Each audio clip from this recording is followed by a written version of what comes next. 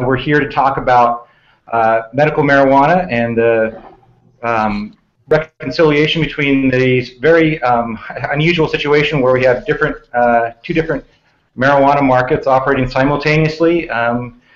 We have a great panel here, and want to spend about the next 45 minutes or an hour talking about the next steps for medical marijuana and reconciling with the recreational market.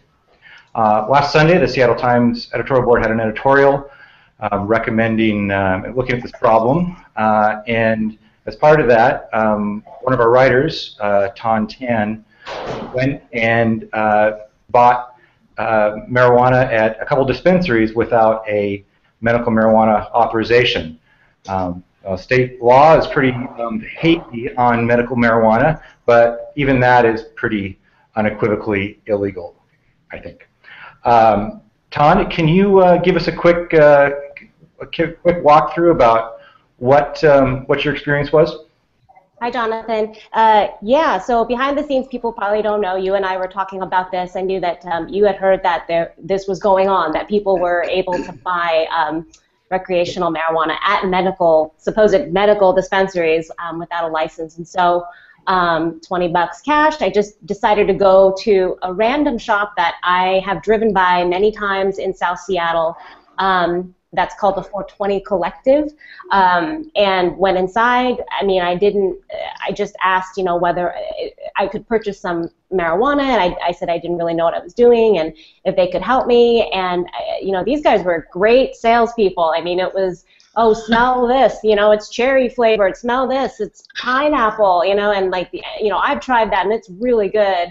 And no one asked me. I had to ask first, do I need to have a medical license or something for this? And they're like, oh, yeah, but, like, do you have an ID? And I said, well, yeah. And then they never checked it. I mean, they went through the whole process and were just it was like a wink and a nod, like, you're supposed to have a license, but I'm just gonna sell it to you like just this once, that kind of thing. So that's how I realized, within a span of 3 minutes, how easy it is to get this stuff.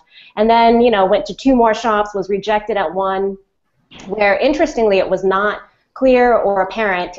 You walk in, there was an entry, a waiting room, no visible pot, on the counters or anything, and you almost psychologically, I knew that, okay, I'm not going to be able to get very far here, and the guy behind the counter said, if you don't have a license, you can't shop here, sorry, but you can try to go to one of these other dispensaries around here.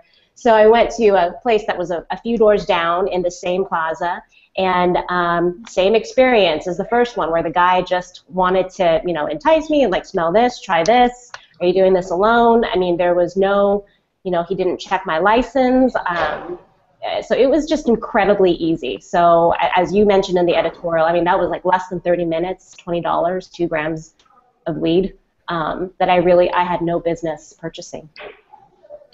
Thanks, Tom. I'd like to introduce Jeannie Cole-Wells.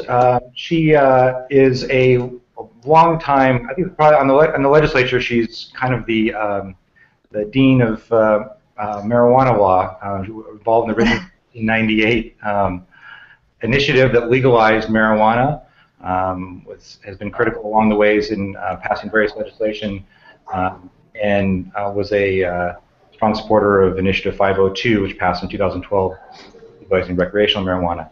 Jeannie, can you just quickly describe why it is we have 2 separate marijuana markets and what the problem is?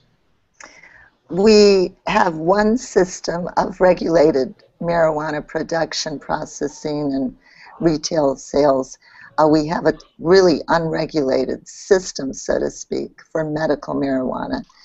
We did have a bill, Senate Bill 5073, that passed the legislature quite miraculously in 2011, but unfortunately then Governor Gregoire mostly vetoed the bill and left something that I had seen as kind of an incidental complementary part to a fully regulated, legalized system, and that was collective gardens for some patients to share their growing of marijuana or their designated providers. But that was left as the one component of a system of marijuana access for patients, and it's been abused, exploited, overinterpreted, and I think we have the result of an unregulated gray or black market going on now. I want to introduce Rick Garza from the Liquor Control Board. The Liquor Control Board is the primary regulator of the recreational market. Rick, can you give us a sense about what the consequence is for having apparently far more dispensaries with, that are, as Jeannie just described, were neither intended nor particularly legal, and having in contrast to the regulated 502 stores? Thanks, Jonathan. I think actually Ton set up the conflict very well, because that's what we've heard that is happening out there, is that folks, I mean, the idea that it's easy enough as it is to get a card, but that you could go into 2 of 3 dispensaries and actually not need a card is the conflict. So here we have a very restricted and controlled recreational marketplace where people are putting lots of money to meet our regulations, paying taxes, going by the rules, and yet you have a marketplace out there that's in direct competition with the legal marketplace that we have. And what is the impact you've seen so far on the stores? I mean, do you have an estimate about the amount of sales you see at 502 stores in contrast to what you see at these unregulated dispensaries? Well, one of the things, I was just at a dispensary in Tacoma, or I'm sorry, a legal recreational retail marketplace in Tacoma last week, and what they shared with me was, and the question I asked is, what does your customer base look like? And they said, well, they look like us, older folks who have cash. Basically, millenniums are choosing to use the dispensaries because they can get cheap marijuana. And again, if I don't even have to give you a card, and my understanding is those are pretty easy to get, then why would I go into a state recreational retail outlet, purchase product that is taxed when I can go into a dispensary? So I think therein lies the problem. I think everyone agrees that there should be safe patient access. I think the biggest problem that we have, and Ton, you pointed to it in what you did when you went out to those dispensaries. I mean, how high of a percentage do we have of those that are using medical dispensaries as recreational users? And according to what you did in 30 minutes, it appears 66% of those dispensaries are saying, I can go in without a card and purchase. So why in the world would I pay the taxes that are needed or pay more for marijuana when I can get it very easily through a dispensary? I'm going to introduce John Shockett here, who's the advisor for City Attorney Pete Holmes, who is a prime sponsor of Initiative 502. And John is here in his capacity with Pete's office. John, explain us the legalities. Are the I think everybody in towns across Washington will see these green crosses out there and wonder what's going on. Are these places legal? So there are 3 different categories for marijuana and legality. 502 stores that are properly licensed can legally distribute and sell marijuana under state law. Medical marijuana is not affirmatively legal, but compliance with medical marijuana law, and that can either be through home grow or a designated provider relationship, or a collective garden, which is somewhat ambiguously defined in state law. That's not affirmatively legal, but it's subject to an affirmative defense, which puts it into, I think, what you could properly call a gray area between legal and illegal. And if they're the other question here, the other interesting legal overlay is that clearly these marijuana remains illegal under federal law under just about any circumstance. So and the federal government has sent a series of memos describing essentially a detente with states like Washington and Colorado about these recreational markets, as long as the markets follow a number of rigorous principles, including tight regulation. By having these unregulated dispensaries, what is the potential implication for the federal government?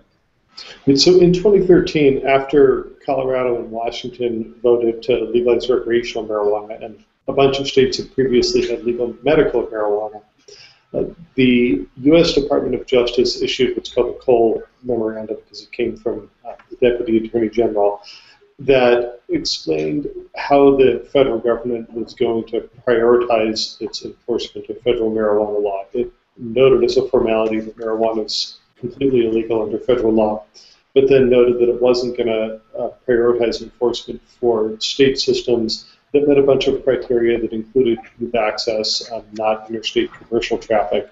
But underlying that all was that it be part of a well-regulated state system. And that applies to both medical and recreational marijuana. So this is the federal government explaining where it's going to back off of marijuana enforcement for either a state legal, recreational, or a medical system.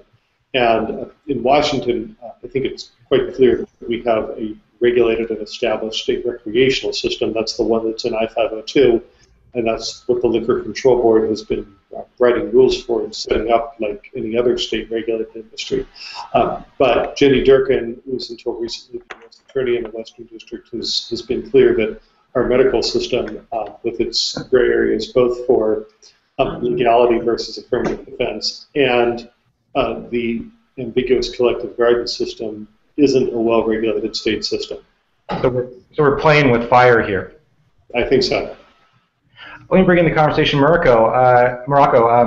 She runs the oldest medical marijuana collective in Washington State, has a long history of advocacy on behalf of patients. Morocco, what's your perspective on the current, you've watched the medical marijuana market essentially grow from a very small and informal collective system into what is clearly an industry today. What is your perspective about that growth? And as we're going forward, what's needed to protect the patients that you serve in the future? We certainly have a mess right now. Green Buddha started before all the commercialization of medical cannabis, which I note primarily erupted after Gene's bill was line item vetoed by the governor. And so Green Buddha treats the scene as we are an illegal institution in the state. We have obviously more than 10 members. And my belief is that the current medical market encompasses both the regular user. If you're a regular cannabis user, in the last few years you became a patient. You became invested in patient culture. You became invested in patient rights. And from my perspective, I actually think the sincere patient, the patient for whom perhaps the statute was most appropriately written, cancer patients, those with neurological disorders, Parkinson's, MS, etc., are actually a very, very small portion of the current, quote, medical marijuana market. So I see the current medical marijuana market as primarily a recreational market that has some sincere patients in it. And then sadly, the I-502 system right now, as Rick has noted, has novelty seekers and the tourist in it. And so we have a bit of a mess. We need to, my belief is, merge these two systems together in a fashion that will still protect the sincere patient, but also encourage the new, what needs to be a vibrant industry, the 502 industry. And for that, I believe they need to be merged, and I believe real patients need to be better protected. Thank you. I'm going to let's turn to David Mendoza, who is the new marijuana advisor for Mayor Ed Murray. Imagine there was a few people that were interested in that job. David, I think you said recently that you thought that a strong majority of the patients in the medical marijuana market were recreational users. If that's the case, what can the city do to address the proliferation of dispensaries here? So, well, there's no way to really prove one way or the other how much abuse is in the system, but general consensus is yes, there's a large number of people using medical marijuana outlets for recreational purposes. And we have recently started announcing a range of things we are looking at to reduce the capacity, the growth of that has happened. The way we currently regulate medical marijuana, there's really few tools outside of criminal law enforcement for us to prevent new outlets from opening. So yesterday I had a briefing in front of Councilmember Licata's Finance and Culture Committee when we announced our efforts working with SPD to develop a process which we can start enforcement actions on recreational and medical delivery services, which there are no provisions for in state law, as well as those purported collective gardens that have opened and operating that don't even meet the basic regulations we ask of acquiring a business license and getting your proper building permits. So those are our first active steps we're taking, and we're proposing a regulatory license for 502 licensees and what we're calling a certification for collective gardens that will allow us to stop the growth. We will only allow those collective gardens that are currently registered in our system to move forward. So that's the closed universe right there, and the additional distance requirements and packaging are further rules that we think can address some of the public safety concerns that we've been hearing from community and patients as well. You mentioned the delivery services. In observing this, I found the delivery service be the most amazing aspect of this, because unlike dispensaries, even the ones that like Ton bought illegally from, they sold illegally to her, the delivery services don't have any protection under state law at all. I mean, there's no, they're correct. Based, they're illegal. And John, correct me if I'm wrong there, you're the attorney here, but given that these services have been around for a year, I think the Seattle Times profiled the service called Winter Life on the front page a year ago, and yet a year later, the services that have even on a fig leaf of legality operating, what's the hang-up? I think the public is going to say, well, why the total lack of enforcement? Police have, so I don't want to comment on what prior administrations have done or prior police chiefs has ranked as priority in how to address this issue.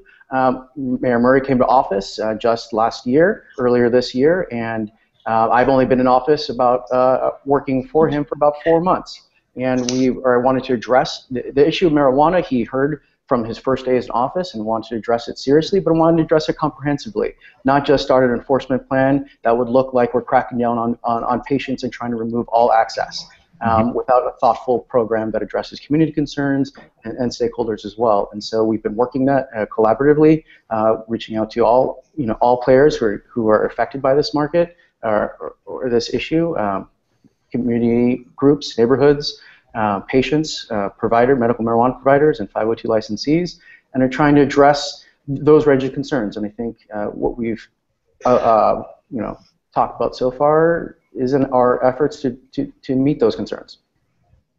I'm going to go back to Jeannie here.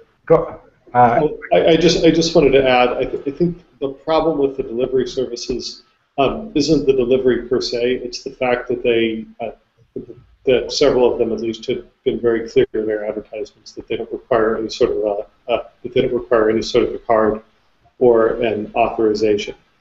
Delivery isn't specifically prohibited in the medical marijuana affirmative defense. It's the no card required thing that makes it clearly a problem. Let me go back to Jeannie here. We were talking about sort of the difficulty of reining this in. What do you anticipate? You have a bill this legislative session that would resolve these two markets. Can you give us a real quick description, Jeannie, of what you're thinking about and what you anticipate to be the political hurdles here? That's a tall order in a couple of minutes. But certainly, I believe that it would work best to have a merged system of medical and recreational rather than two separate systems. But I think we need to phase that in probably over a couple of years. We need to have its focus very patient-centered to make sure that legitimate patients are able to get their medication and without additional burdens over people who legally have the right to purchase for recreational use. I believe very strongly that we need to phase out the collective gardens model. Once we are able to get a sufficient number of retail stores that may or may not have a medical endorsement granted by the Department of Health and the Liquor Control Board, we need to have an assurance that all employees of 502 stores have training through the Department of Health on the law and on what are the strains of medical marijuana that can help patients with various conditions. And this would be much like what the Liquor Control Board requires now for establishments that sell liquor, wine, and beer. We also need to draw a bright line so that law enforcement is easily able to understand what is allowable under the law. For example, I think that not only should patients be able to purchase, just like recreational users, they can do that now, but they should also be able to keep home growing ability, but to have all 21-year-olds being able to grow at home. So it's very easy for law enforcement to be able to determine the person's 21 or over, and there are up to a certain amount of plants. I'm looking at 6 right now with an 8-ounce availability, and for individuals who home grow to be able to donate up to an ounce of usable marijuana. But at the stores, and some people cannot go into stores if there aren't a sufficient number, we should encourage an increase in the licenses provided by the Liquor Control Board. And in doing so, I believe we should have another criterion included in determination of who can get licensed, and that would be one based on merit, so that patients have the assurance that they are able to receive the appropriate product for them, that the clerks, the store employees are knowledgeable and have been trained. I also think we need to phase out our whole system of authorizations, because that's where we've run into trouble of youth getting a hold of marijuana. They get a hold of cards or pieces of paper from healthcare professionals who are really very burdened by all of this.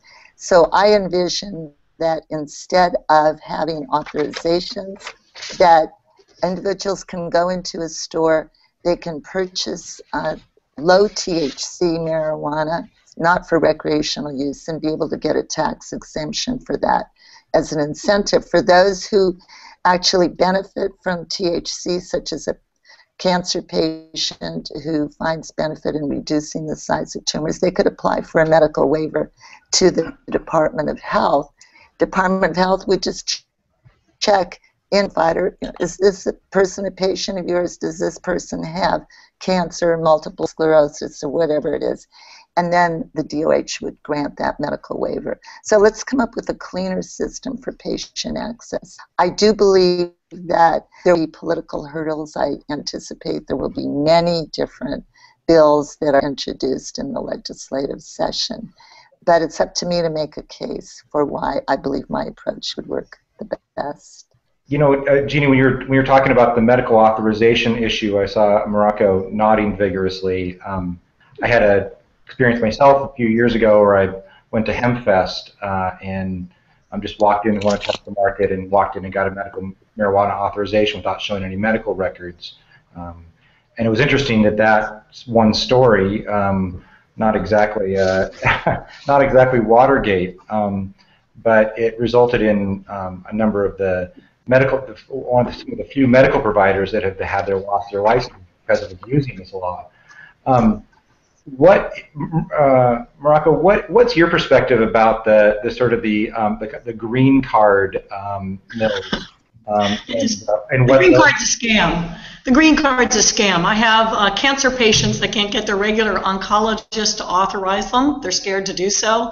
And as we know, anyone 18, 21 and older pay $75, go to a place and get an authorization. So the scene is a scam. One of the joys of Jean's proposal, I believe, is By not having authorizations, I actually think this is going to free doctors up to start having conversations with their patients. If they're not going to be asked for an authorization, which still makes a lot of mainstream regular doctors very nervous, they might be more apt to have conversations about it. We might actually return back into the doctor forum medical cannabis. I also want to note there's another very important part of Jean's bill here. It's fine to start shutting down illegal delivery services, certainly Winter Life, 100% illegal, etc. I know they went down about 2 weeks ago, though, and I probably took their clients with them. And it's fine to start addressing the 50 or 60 dispensaries that opened after November of last year, for example. But all of this, if we are going to be shutting this stuff down without increasing the supply within the regulated system, it's not going to drive anybody into the stores.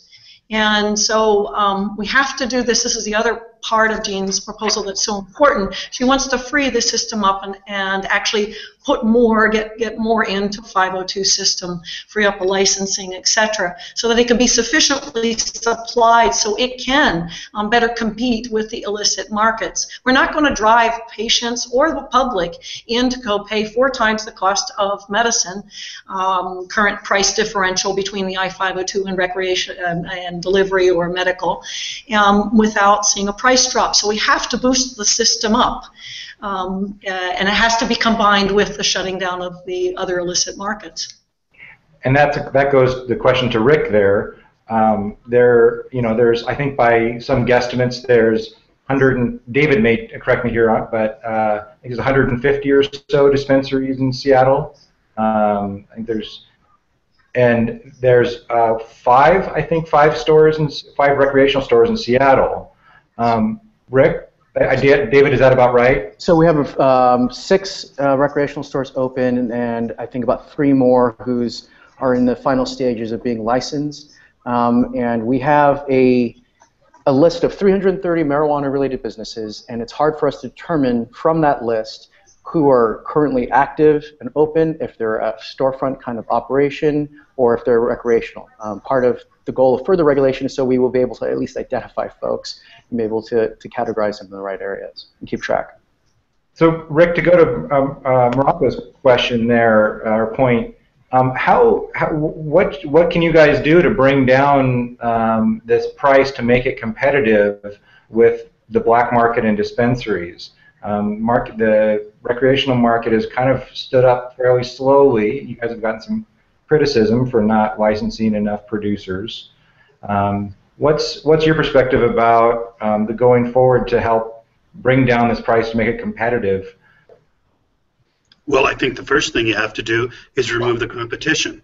So if you know that you've got over 300 dispensaries in Seattle, and even Morocco, and I respect her opinion, is suggesting that the majority of those are recreational, we don't know exactly the percentage, then how can you have a viable marketplace if you've got that kind of competition and that price? Remember that we initially set up 334 retail locations based on the fact that we thought in the first year we have somewhere between 13 and 25% of the marketplace. As we move to properly regulate medical, where we're actually, and I don't know what the percentage is, Morocco probably would know better than anyone of what it looks like. If we're going to move maybe 70 to 80% of those users over to the I-502 system, then we will need to increase the number of retail locations, not only in the city of Seattle, but statewide. Getting back to why are we only at 6 locations in Seattle, possibly 8 or 9 in the next few weeks when we have 21 that we've identified. Most of the go ahead, Marco. I got to jump in here. We need supply. Shutting things, removing competition without having supply in the system is not going to drive anybody into the I-502 stores. And like you, Rick, I desperately want to drive recreational users into the I-502 system. It's simple supply and demand. You can shut the competition down. Winter Life shut itself down 2 weeks ago, and as I noted, that company was doing almost $1 million in gross sales April, May, and June. Probably they took their clients with them. It's off the radar. And so I believe we're going to proliferate the black market. You're going to, unless we have a well-supplied I-502 system. The focus is on the stores, and it shouldn't be. We have 200 suppliers in the I-502 system. It needs to be 5 times that many. So right now, Morocco, we have 331 producer processors across the state.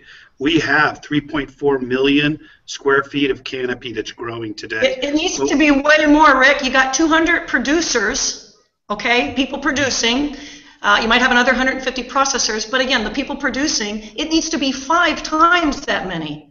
It needs to be a vibrant market. It needs to be able to compete on its own with the black Morocco, market. remember that what we did is we hired Dr. Mark Kleiman and some consultants to help us understand what the supply in Washington would need to be. And if you remember from the initial report that they provided, they're assuming if we had 100% of the marketplace in Washington, it would be just over 8 million square feet of canopy. And it's a guesstimate.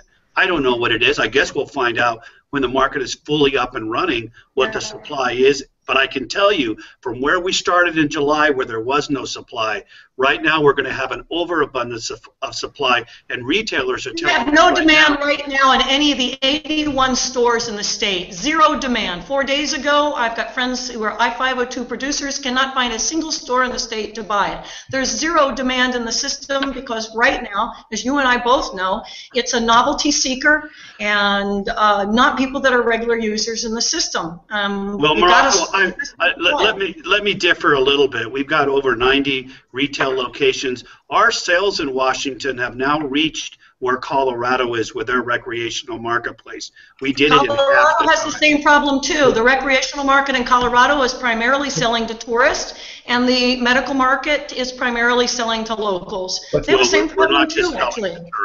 We're not just selling to tourists. We've got sizable sales that continue to increase each month. But getting back to where we started with respect to if we're going to regulate medical and we're really going to treat the patients, and that's a far lesser number than are currently being served through the dispensaries, then we'll need to increase the marketplace, and we'll do that with everyone helping us with that. But we identify, I mean, we don't have an issue with increasing the demand out there if it's there and increasing the supply. We always assumed we would need to do that anyway. But 3.4 million square feet of canopy is a lot of marijuana that's growing today. So I just don't see the issue that Morocco is suggesting, but we will grow the business as the demand rises. Rick, to go to her point, what is the hazard of increasing that 3 million canopy up to 9 million or 12 million? It's increasing every day, Jonathan. We adjusted it from 2 to 3.4 million, I think, a month ago. As we continue to license producers and processors, that canopy will increase. It's increasing today. So we're not stopping.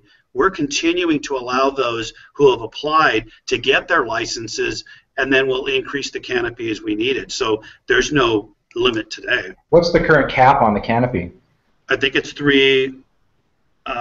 just over 3 million, and we're there. So we'll continue to, by rule, continue to increase the canopy as we license more producers and processors. To go back to the city perspective, David, one of the questions we got from our readers was what the city is going to be doing about the extremely high THC products that I think there's products called shatter, and there's dabbing. Is the city talking about doing something more aggressively about these products that are known as sort of the crack cocaine of marijuana? Right. We're looking at, in our regulations, prohibiting a range of different products, including edible products that are attractive to children, like gummy bears and lollipops, but also these products like shatter. I'm struggling. I'm working on reaching out to medical marijuana folks to see if there's any medical marijuana benefits to those. I'm having trouble finding someone's not finding a strong case for that. So we are looking at banning those kind of products, which essentially only have a recreational purpose. But how we define them in law is a challenge, and something I'll be working on with John as we develop it. Yeah, I'm going to throw the question out to anybody here. You know, there is a long history of a black market marijuana sales here, going back for as long as people have been growing pot. Is there a marketplace that can have to kill the black market, as Initiative 502 campaigned about? Is that a realistic? Is that a realistic goal? Yeah, it is realistic that 502 could overtake the black market, all the illicit markets. Absolutely. The production cost for indoor and outdoor production, economies of scale. Right now, the indoor production costs are a little over about $1 a gram. You've also got taxes and everything else, brings it up there a bit, but it's about $1 a gram. It's less than that for outdoor pot. I grow marijuana in my home that I take into Green Buddha, sell it to myself, and I know my production costs are considerably above $1 per gram. And so if 502 actually got well supplied and got rolling, it's going to beat out my capabilities of being able to grow the same quality at home. Now, I may still grow my 6 plants at home because I like my own particular little strain for my back disorder or my seizures, etc. But yes, I do think the 502 system, if it was made more robust, could compete with the black market, illicit markets fine. Yeah. I think also that it's really important as we grow the market that we ensure that patients have the best protections possible for the quality and the robustness of the product that they're able to get for medical needs. And we need to eventually phase out, as I mentioned earlier, the whole system of patient authorizations. If anybody can go into a 502 store that is who is 21 or over, then patients should be able to get the product they need with a licensed delivery service for those who are not close to a 502 store, with assurance of testing for insecticides, pesticides, and contaminants and so forth, because patients have greater sensitivity and fragility that can be very much determined by the product that they get. Patients who want to grow at home, along with recreational users who want to grow at home with strict guidelines, I believe are going to help cut down and eventually eliminate the black market. Right now, as Jonathan has brought out and Tan has brought out, they had personal experiences of being able to access the marijuana without going through even the legally required obtaining of an authorization. So I think we need to eliminate that after a phase out and allow for the Department of Health to grant medical waivers to those who need high THC for their medical condition, for perhaps 18 to 20-year-olds who do have a legitimate medical condition that can be verified by the Department of Health, that can issue this standardized card instead of having just a whole haphazard type of authorizations that we currently have. Then there's no need for a patient registry either. It'll be very simple, and I believe we can get there in a short amount of time. Jonathan, I wanted to clarify. I think you raised. All right, John Shaka, just a second. Rick, I'll get you in just a second. Yep, John?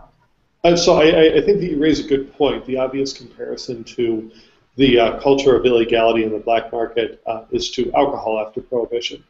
And I know I've read statistics that the black market for moonshine continued for a long time after Prohibition was repealed, and even then, alcohol prohibition was in place for less than 15 years, although a lot of counties, particularly in the South, but also elsewhere, remained dry for a period of time after national prohibition ended. With marijuana, it's going to be more of a challenge because it's been illegal for a lot longer. So people who use marijuana have built this culture of functioning in the illegal market, and it's going to be harder to shift that into a legal market. But I think we can do it, and I think that it's really a tool track thing. One is we need to make the legal market something that works for both recreational and medical users, having an appropriate supply and reaching the right price point that people will use it, but that it's not so cheap that people overuse the product. And then secondly, once we have that, the more robust our legal marketplace becomes, the stronger a hand we need to use in enforcing our laws against the illegal marketplace, because that's going to raise the cost of doing business in the illegal marketplace and make the legal marketplace a much more convenient place for anyone who wants to buy marijuana to do so legally, safely, with proper labeling and testing in the regulated tax system that the voters wanted. Hey guys, this is Tan. I have to leave here in just a moment, but I did want to address a question that someone's asked me and also wants to ask the Seattle Times, and I'd like your input on this. But this person, Mr. N from Seattle, is an MMJ patient, and he's asking, do you really believe your experience of visiting only 2 dispensaries is really representative of the MMJ industry in Seattle, or might that have been a fluke? I'll be the first to admit this was not a scientific, it wasn't a huge experiment here. It just happened to be, let's just go to 3 random shops and see what happens. What is your experience though? Was this just a fluke? Nope. I have a very pretty staff, April, and she's made it a habit for the last few years of going to dispensaries just as a joke. She walks in, she looks at them, and she says, I don't have a card. Is it okay if I just look around? She's never been refused. She's been to almost 50 of them in the last 3 years. She then will then say, can I get that? Will you let me buy that? And only one of the 54 dozen or so places she's been to has refused her. So no, I think your experience is accurate. I see David nodding his head too. Right. I've heard anecdotal story. There's no scientific data. There hasn't been any good large study of someone going to each of the stores finding this. But yes, I've heard these similar stories from people accessing medical delivery, so-called collective gardens who are operating in storefronts. Those kind of things are happening. And just to kind of build up on the prior question was, our regulatory system has really been criminally law focused. In the wake of 502, the voters said we don't want to have a criminal regulatory system only. We want to do this civilly and not put people in jail. But our systems are still very much focused that way. And so as we move forward, the cities and the state government needs to start working on ways we can discourage these behaviors without having the kind of immediate damaging, especially young people, of a criminal record. If you're a street dealer right now, it can be a felony for that kind of thing. Maybe we can create a step process. We should look at new ways to discourage these activities without only criminal charges being in our toolkit. On that point, and Rick, I'm going to get back to Rick here in a minute, but the federal government has been had taken an interesting tack in the last few years of medical marijuana, with some obvious exceptions. They did pretty heavy-handed criminal prosecutions, but they've used civil forfeiture laws more than they have criminal laws, at least here locally in my observation. So they'll send letters to landlords saying your tenant is operating an illegal business, and that does a pretty good job of shutting something down. It may not in the future, though, Jonathan. They just had the first dispensary win one of those cases in California. And so may send a different note through the community that. Rick, I'm going to go. You want to pop up here a few minutes ago. I just wanted to clarify. I think I had misspoke. The 3.4 million canopy that we've approved is not the limit. The limit that we have by rule is 8.5 million. So we've already adjusted it to take into consideration that we're going to continue to license producers and processors, and we're going to have a larger supply than we do today. I'd like to also mention something, Jonathan. I mean, we talked about access and availability and how that can affect the black market, but we also have to look at affordability, as is mentioned. And I think it's very important that we make changes in I-502 law so that the 3 tiers set a system of taxation, which is very hard for the producers and processors, 25% at each level, need to be collapsed to the retail level and allow for businesses to be able to write off their business expenses with federal taxes. Right now they cannot do that with an excise tax. So we're looking at having all taxation at the point of sale, but in effect the customer, the consumer, pay for the taxes, which they are anyway, so that the businesses can write off their expenses. Also, with regard to the local jurisdictions, many of them do want to share in the revenue that comes into the state. And they make a good case for that. But I think it's very important that any city or county that bans I-502 stores not be able to share in the revenue. And also, if any city or town wants to keep a ban or initiate a ban, they would have to take that action as a referendum to their voters to get approval. Thank you for that notice for us, local jurisdiction, Senator. I just want to explain a little what that cost is. The cost isn't in regulating the 502 businesses, which are very regulated by the Liquor Control Board. It's in helping those 502 businesses succeed by helping shrink take care of the black and gray markets, and that's right. Those are legitimate, very expensive operations to do that we're already undergoing without any revenue share actually on the table, but we know it's the right thing to do. And the other thing, if I can say it quickly, we do have a problem, certainly in Seattle, with the number of stores that are able to be licensed, and the Liquor Control Board is moving ahead with making adjustments. But I think it's important that we look at that 1,000 feet buffer. Right now, there has to be 1,000 feet between any store siting and a school, a daycare, a transit center, a video arcade, a playground, and so forth. And I think what we need to do is keep that 1,000 feet buffer for schools, but give authority to our local governments to be able to adjust downward or upward for everything else. Let me. I got a couple of specific questions to wrap up. David, you and I talked the other day about the issue of the city issuing business licenses for these dispensaries, and the city continues to issue business licenses even for dispensaries that may not be legal under state law, and also that are even after the November 2013 sort of effective moratorium that the City Council passed.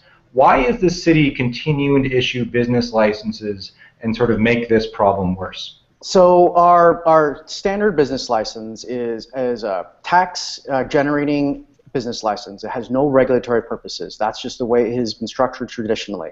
Other jurisdictions have taken different methods where they can both tax and regulate a business for very general violations of the law. The only way we can reject or revoke a business license, please correct me if I'm wrong on this, John, is for very specific statutorily defined reasons. And we also, within that, don't ask for the nature of the business when they're applying. We only have identified the businesses as marijuana related because of their names, or we find them on sites like Leafly or Weed Maps. And so we put them into this category of marijuana related.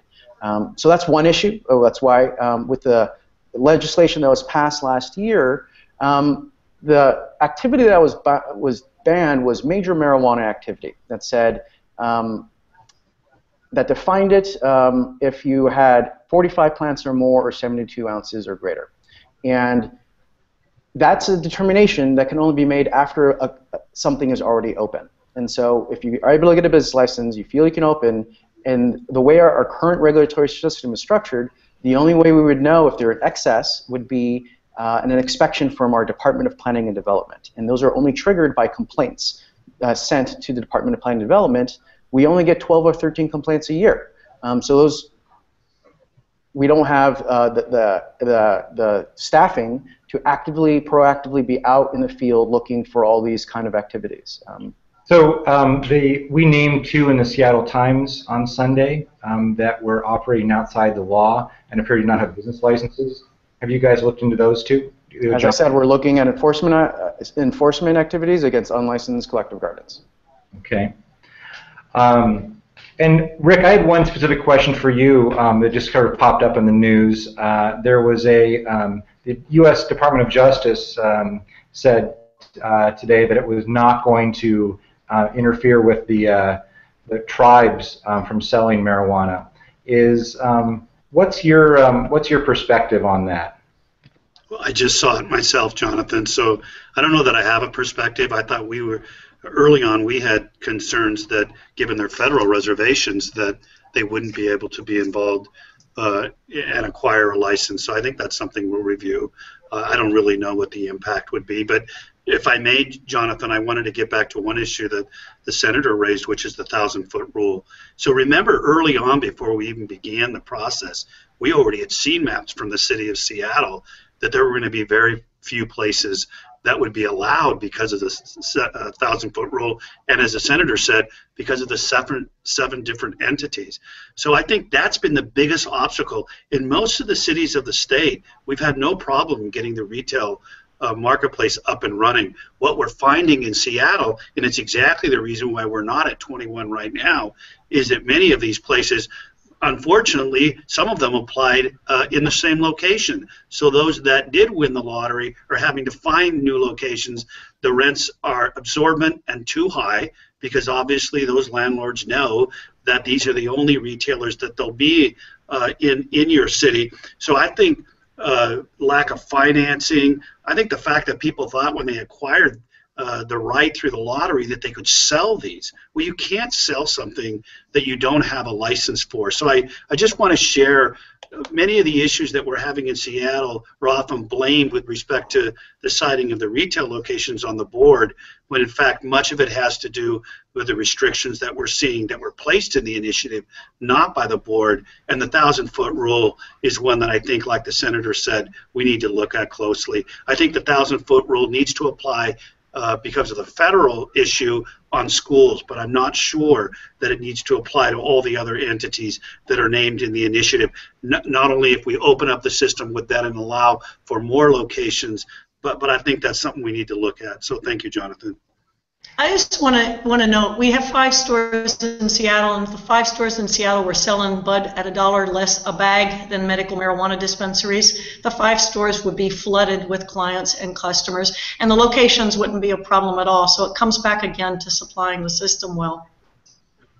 It is, so looking forward to this legislative session, I think it's going to be a really fascinating debate. Unlike the last 2 years, there does not need to be a 2/3 vote to amend the initiative. It was one of the state laws about amending initiatives to prevent lawmakers from meddling with them right off the bat. So it's going to be a simple majority. There'll certainly be a number of proposals. Can I ask this panel, what would you, I mean, ultimately this goes to the legislature because they're setting a statewide law. What would you like to see out of the state legislature that would help resolve the conflict we've addressed here? Jean's proposal. I second that. I'm assuming the 3 other panelists who all work for governments and probably can't take a position on legislation. But is there any... But Jonathan, I think it's the issue of stricter guidelines for practitioners that issue cards, whether it's authorizations or not. I think just getting proper regulation, but always guaranteeing that there's access for patients. But I mean, it's what we started with. It's the conflict. You've got a marketplace that's in direct competition with a legal marketplace, and I think that has to end. But I would like to bring up again, I think we can phase out those medical authorizations because patients shouldn't have to go through more hoops than recreational users. But if they're going to get advantages, benefits, such as tax exemption, they need to have some, we need to have some way to ensure that this is going to actual patients, which is why I came up with the idea of having it based on the level of THC with a fallback of being able to apply to the Department of Health for a medical waiver. There's no need for a registry, and there will be no need for medical authorizations then. DOH can check with the person's ID healthcare provider to say, 1, is this person a patient of yours? 2, is this person suffering from a particular medical condition that's named in statute? It's very easy, and it will avoid a whole lot of abuse that's in the system now. Any last words before we wrap up from anybody in the panel? I think Jean's proposal is an excellent balance of increasing and making a vibrant 502 system, and also caring and trying to ensure that sincere patients continue to get access to high quality medicine, reasonably priced, fully checked for pesticides. So I think her proposal is a beautiful balance between those two, and we need something visionary like this to get out of the medical regular mess. And we also, by the way, need to have individuals like Morocco, who has the knowledge and the experience to be able to provide the assistance to patients, which right now she's not legally able to do unless we change those 1,000 feet buffers. So I'd like to give her the type of precedence. Well, I really want to thank all of you. Go ahead, David. I was just going to say, I just wanted to, we're at the city, whatever we're doing is only a stopgap measure to address the serious concerns we've all been talking about today, and we are very much looking towards good senators like Senator Cowell and our representatives in Seattle to help spread the word that we need the state to step in and create a system that makes sense for patients and just adult users. But thank you. Great. You guys, thank you so much for spending the time. Hope you enjoyed it. And everybody watching, a link to this, a playback of this, will be on the Seattle Times opinion page. Feel free to email me at jmartin@seattletimes.com if you have any comments or suggestions. Thank you guys very much. Appreciate it. Thanks, John. Thank you. Good day.